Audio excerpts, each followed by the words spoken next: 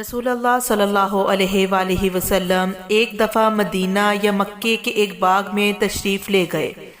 وہاں آپ نے دو شخصوں کی آواز سنی جنہیں ان کے قبروں میں عذاب کیا جا رہا تھا۔ آپ صلی اللہ علیہ وآلہ وسلم نے فرمایا کہ ان پر عذاب ہو رہا ہے اور کسی بہت بڑے گناہ کی وجہ سے نہیں۔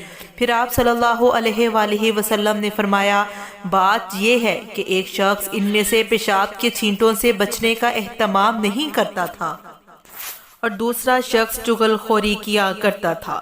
پھر آپ صلی اللہ علیہ وآلہ وسلم نے کھجور کی ایک ڈالی منگوائی اور اس کو توڑ کر دو ٹکڑے کیا اور ان میں سے ایک ایک ٹکڑا ہر ایک کی قبر پر رکھ دیا۔ لوگوں نے آپ صلی اللہ علیہ وآلہ وسلم سے پوچھا کہ یا رسول اللہ، یہ آپ نے کیوں کیا؟